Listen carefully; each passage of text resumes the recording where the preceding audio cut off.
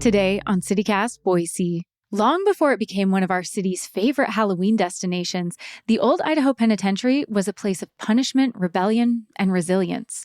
Now its crumbling cells and quiet corridors tell both ghost stories and hard truths about Boise's history. We're stepping inside to see how the echoes of the past still haunt the present. It's Wednesday, October 15th. I'm Lindsay Van Allen, and this is what Boise's talking about.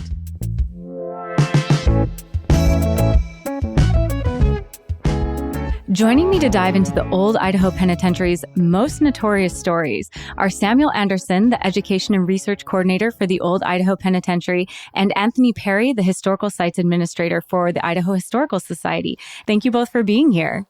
Thanks for having us. Happy to be here. Can you give us a quick overview of the penitentiary's history, like when it was built, who it housed, and how long it was in use? Sure. Yeah. So the penitentiary was an active prison between 1872 and 1973. So 101 years, the century of time. And, it was built through prison labor. So every brick that you see here, every piece of sandstone was brought from the foothills by prisoners down here and hand chiseled into the bricks and the wall that surrounds the whole site, and all of the cell houses as well that the men ended up serving their time in. It was a self-sustaining system as well. So prisoners, raised all of their own food. They raised vegetables, and they had a large fruit orchard. They raised pigs and cattle and turkeys. And we had one of the biggest flocks of turkeys in the 1930s in the whole country here at the Idaho State Penitentiary. Really? Yeah. And they canned any extra excess food, and that was, tidied them over through the winter, and also fed the State Hospital South and the St. Anthony Industrial School in eastern Idaho. Now, 101 years is a long time. How did the penitentiary shape life in Boise during the time it was active? There was a prison trustee system here at the old pen. So prisoners that kind of proved that they could be trustworthy were allowed outside the walls. And so it was pretty common to see a truck full of these men, with prison numbers etched on their shirts, working out in the community, driving through downtown Boise to go down to Eagle Island to the prison farm. There's also a prison farm where the Warm Springs Golf Course, that was the Mosley Ranch. That was a massive prison farm as well. Prisoners were also set out. They built docks and reservoirs. They helped lay the foundation for windy roads up in the mountains. So they were pretty actively involved in everything here. Visitors could also visit the site when this was an active prison. So, family members could come and visit their family, but anybody could come out to the prison and tour the facility. And there's some great photos from right around the turn of the century of old pen admission, 25 cents. And literally people in 1900 were spending a quarter to tour the site, and that went to pay for the prison library fund. And the prisoners could make hobbycraft items, which they could sell in the administration building. So often folks around Christmas time would come out here and buy leather purses, bridles, all kinds of amazing things, these wagon lamps, different things that are kind of Western inspired, made by prisoners. And that money went to the prisoners and to the prison itself. Anthony, I don't think I've ever heard of people just like paying money and touring a prison while it was active. Is that something that was common in that time and we just don't really hear about it? Or was that kind of something unique to the Idaho Penitentiary? I only know from this Idaho Penitentiary, it was pretty common here. And we've had visitors who've come out and said that, in the 1950s, that they came out here with their class, that they were taking tours of the prison in the 1950s when it's still active.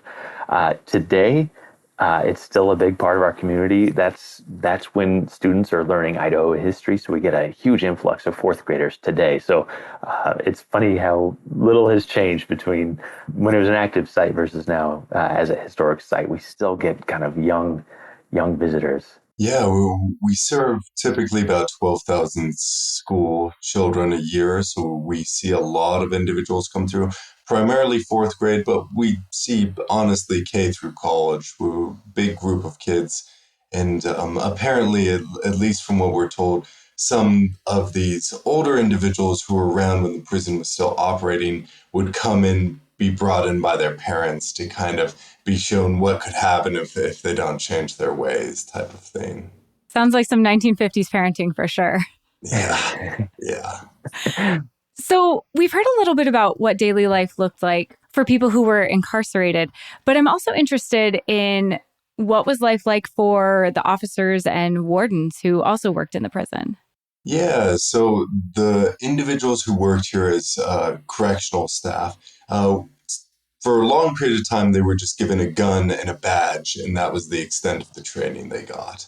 They worked 12-hour shifts, so they were long, hard days. They were almost always outnumbered. There was a tremendous amount of prisoners compared to how many guards were on staff. And then all of the guards had to work holidays and spend a lot of time away from their family. And combine this with the pay, it was not always the most appealing job. And so they would offer housing to help compensate the cost of how much they were being paid. And this was also good to have guards close by in case of a riot or escape. You had people you could have access to if you needed them. And I'm really excited to get into the stories of the penitentiary itself, but I am curious, with this very minimal training, I'm sure there weren't extensive background checks like there are supposed to be now. Are there wardens or staff who really stand out in the history of the prison? Yeah, we definitely had some good wardens and some wardens that were a little less productive than the prison had hoped them to be. But a lot of the most successful wardens had backgrounds in law enforcement. John Snook, for example, he'd been a deputy United States Marshal in Alaska during the Klondike Gold Rush, and he brought some of those skills to this job. Warden Jack Campbell, he'd been a sheriff over in Logan County, which is where Blaine resides today. And he was a very, very fantastic warden. And during his time, he was self-educated, and his wife was a school teacher in Bellevue. And so he actually expanded the prison library to contain 1,000 books. And he was a big proponent to trying to help teach the prisoners to learn to read and write.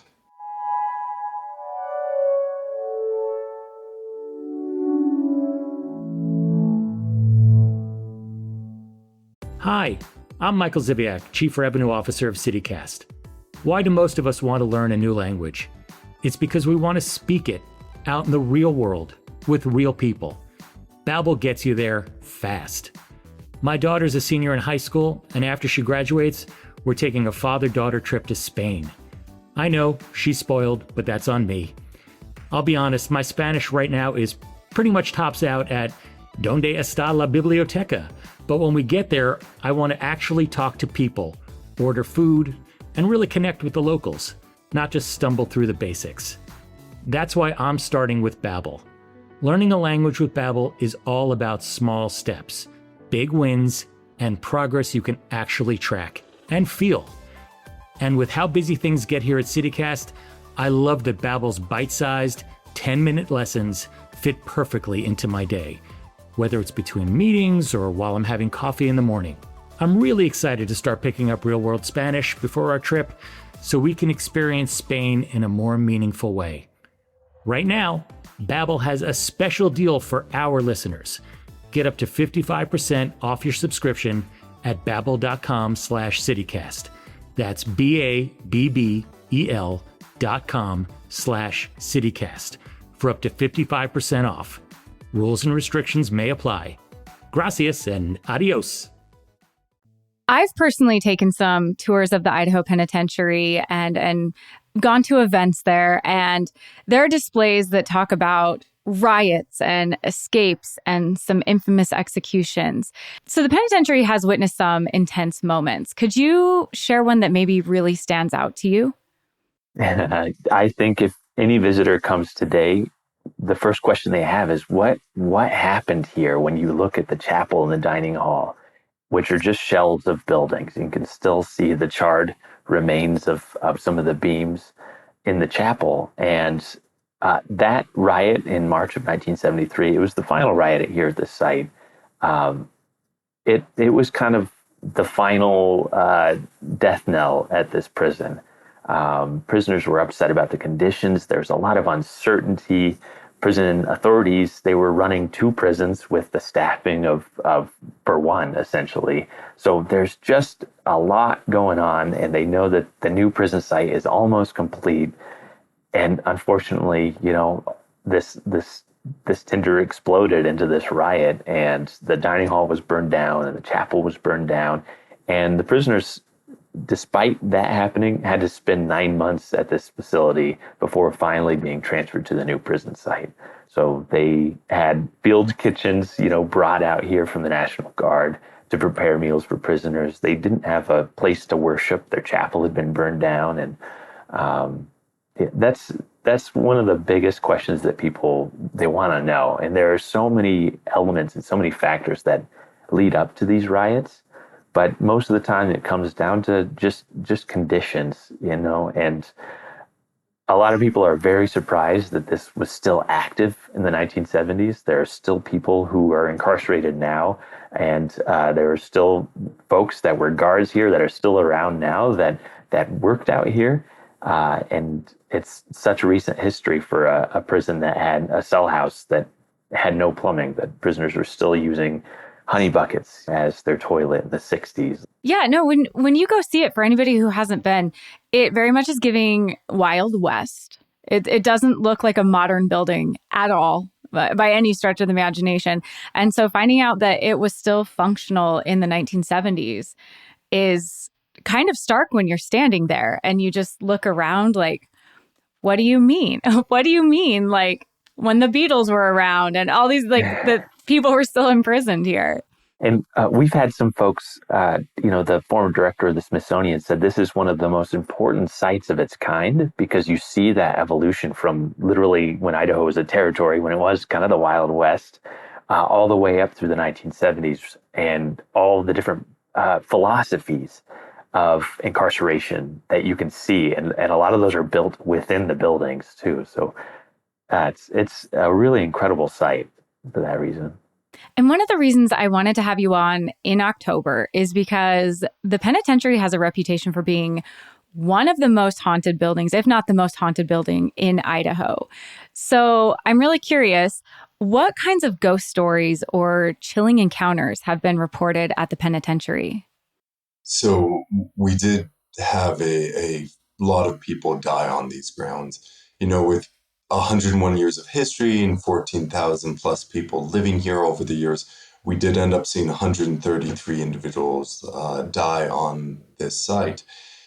And since the last 50 years of being a museum, we've had hundreds, if not thousands, of ghost encounters, from guides to guests to paranormal investigators, and everyone has a story. Everyone has something to tell about something spooky they've seen at some point. For me personally, one of the things that I find the most eerie, though, is back before the prison closed, we would have prisoners who'd claim to have been visited by ghosts of victims, and we would have guards claim to have seen the executed men walking around the site at night. And so even though in the last 50 years we've had a lot of ghost stories, the ghost stories actually predate the closing of the prison. And what's one of the scariest or most unsettling stories that you've come across, real or supernatural? Personally, in 2020, we were hosting our Halloween events at the Old Pen. And we had about, maybe a dozen folks in Four House. And we had cells all decorated and little jars of candy outside each one. And I had a speaker system set up on the second floor of the building and just had kind of period music playing, just nice in the background, and, Monster Mash and all the good hits of Halloween. And all of a sudden, it got insanely loud, like full volume. And visitors were looking at us like, what are you doing? It's piercing. And everybody's looking at me. I've got the key to go upstairs where this PA system is. And I'm like, there's no other way anybody could have done this. So When I went upstairs, I got to the PA system and we had a CD player. It had been turned full volume, and the amp that it was going through also was turned up full volume to the max. And it was, to this day, it was one of the strangest things because so many of us witnessed it. The song that had been playing was a song by Redbone. It was called "The Voodoo Queen of New Orleans." So uh, it was just one of the eeriest things, and it was just this physical alteration to this PA system that I had the key and access to, that nobody else could have gone up there to do that, and it made my hair stand up. I felt like there was wind blowing on me as I was turning the volume down and everything. It was very strange.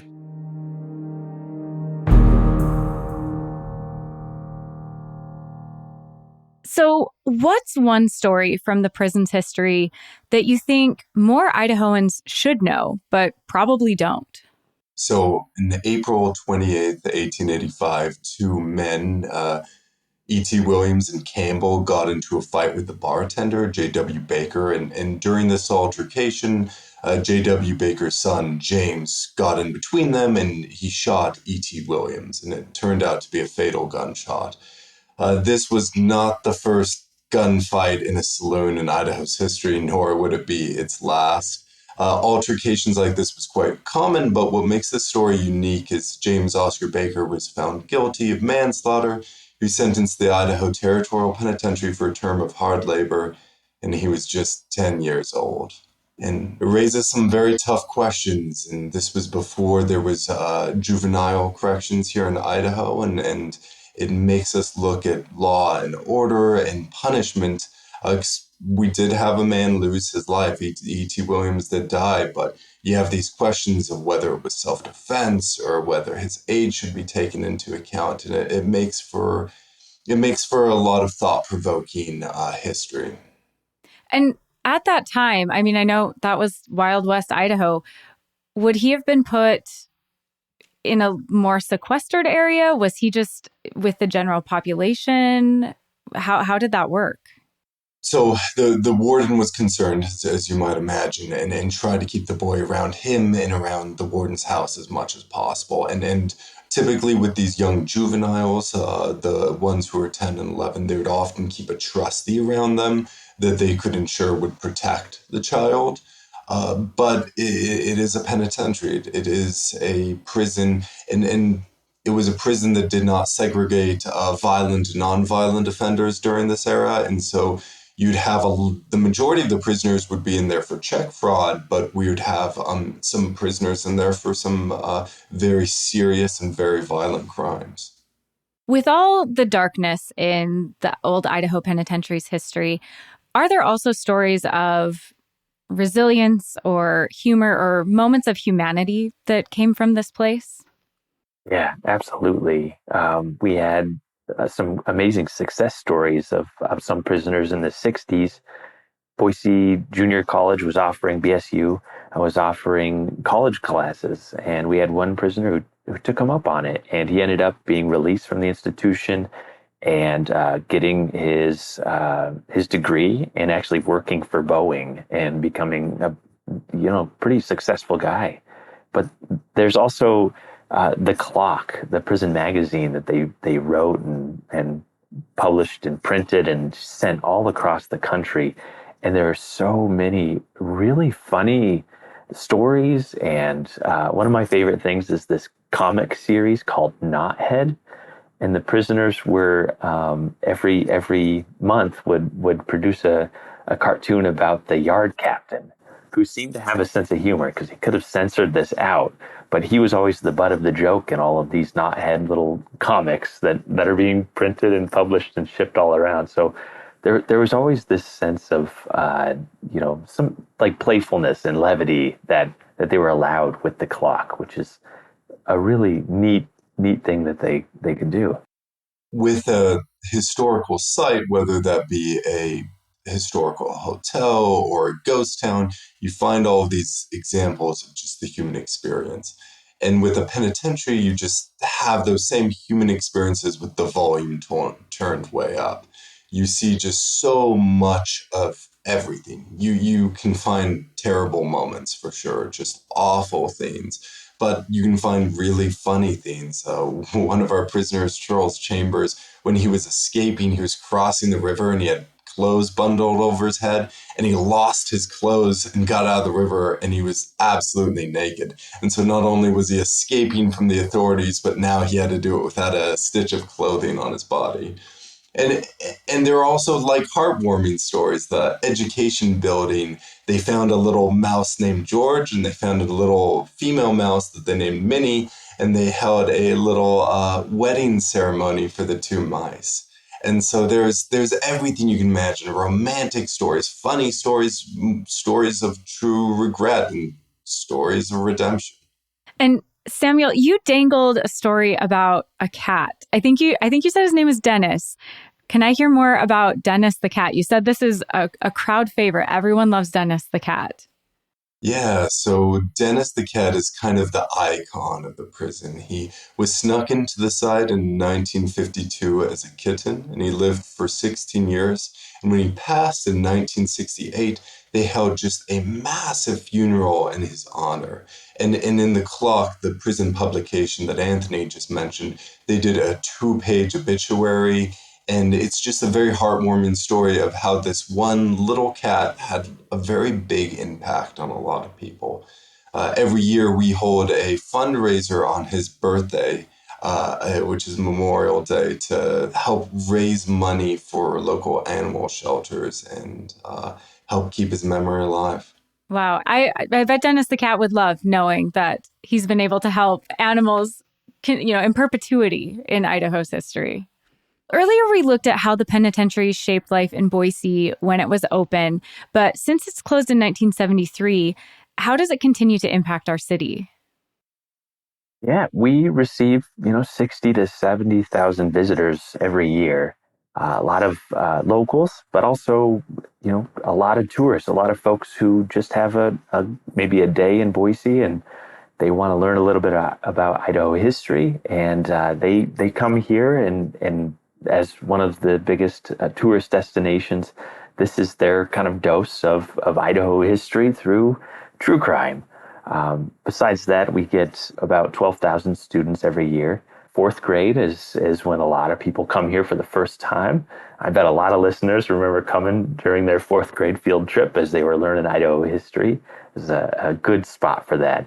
But besides that, we also work with a lot of filmmakers. We have a 13 Stories film event where Samuel and the education team collect some of these amazing stories, and they write biographies, and we give filmmakers freedom to tell these stories. And they come to the site and they can film at the site. And then at the end of the series, we have a competition and screen their films. And we also do a 32 Cells art show.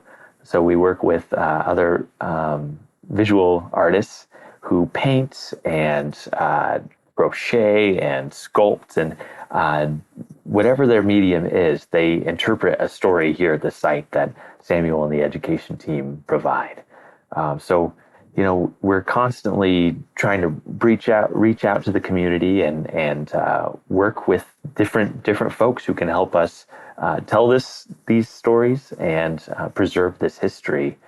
And then besides that, we're a major venue for large gatherings and events. October happens to be our biggest month for events. And October 24th and 25th are our Fright Nights. So that's our big Halloween event, our big bash. And we have 2 haunted houses at the site, live music. We'll have food and drinks and presentations that Samuel will be giving about the darker parts of this prison history. We'll even have some tours of the prison cemetery that evening. Oh, wow. I was going to say, we featured Fright Night on our October monthly guide because I've been before and great. It's fantastic. Thanks, Lindsay. Of course. Well, thank you both so much. I really appreciate you taking the time during this really busy month for you to come and share some of these stories, share some of your experiences for our audience. I really appreciate it. Well, thank you so much for having us on the show. We really appreciate it. And if any of your listeners who are interested in learning a little bit more of the history of the penitentiary and in Boise in general, check out our podcast, Behind Gray Walls. This podcast is full of fantastic stories about the men and women who worked, lived, and served time here in this institution. Absolutely. Yeah, we'll link that as well for listeners to check out. Thank you so much. Thank you so much, CityCast. Thank you, Lindsay. Thank you, Lindsay.